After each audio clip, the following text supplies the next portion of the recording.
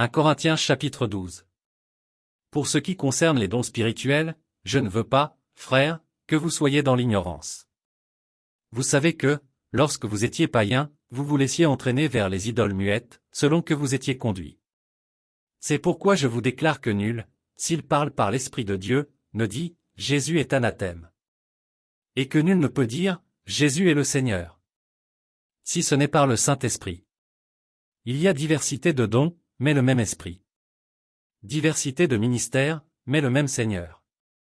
Diversité d'opérations, mais le même Dieu qui opère tout en tous. Or, à chacun la manifestation de l'Esprit est donnée pour l'utilité commune. En effet, à l'un est donné par l'Esprit une parole de sagesse, à un autre, une parole de connaissance, selon le même Esprit. À un autre, la foi, par le même Esprit, à un autre, le don des guérisons, par le même Esprit. À un autre, le don d'opérer des miracles, à un autre, la prophétie, à un autre, le discernement des esprits, à un autre, la diversité des langues, à un autre, l'interprétation des langues. Un seul et même Esprit opère toutes ces choses, les distribuant à chacun en particulier comme il veut. Car, comme le corps est un et a plusieurs membres, et comme tous les membres du corps, malgré leur nombre, ne forment qu'un seul corps, ainsi en est-il de Christ.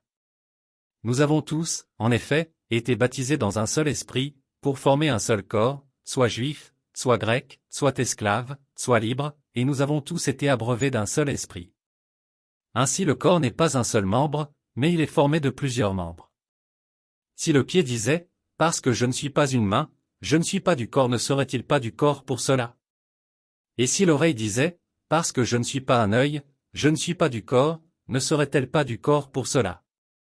Si tout le corps était œil, où serait l'ouïe? S'il était tout ouïe, où serait l'odorat? Maintenant Dieu a placé chacun des membres dans le corps comme il a voulu. Si tous étaient un seul membre, où serait le corps? Maintenant donc il y a plusieurs membres, et un seul corps. L'œil ne peut pas dire à la main, « Je n'ai pas besoin de toi », ni la tête dire aux pieds, « Je n'ai pas besoin de vous ».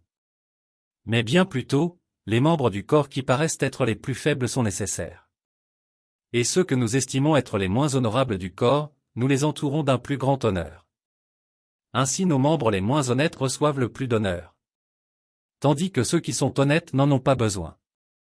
Dieu a disposé le corps de manière à donner plus d'honneur à ceux qui en manquaient. Afin qu'il n'y ait pas de division dans le corps, mais que les membres aient également soin les uns des autres. Et si un membre souffre, tous les membres souffrent avec lui, si un membre est honoré, tous les membres se réjouissent avec lui. Vous êtes le corps de Christ, et vous êtes ses membres, chacun pour sa part. Et Dieu a établi dans l'Église premièrement des apôtres, secondement des prophètes, troisièmement des docteurs, ensuite ceux qui ont le don des miracles, puis ceux qui ont les dons de guérir, de secourir, de gouverner, de parler diverses langues. Tous sont-ils apôtres? Tous sont-ils prophètes? Tous sont-ils docteurs? Tous ont-ils le don des miracles? Tous ont-ils le don des guérisons? Tous parlent-ils en langue? Tous interprètent-ils? Aspirez aux dons les meilleurs. Et je vais encore vous montrer une voie par excellence.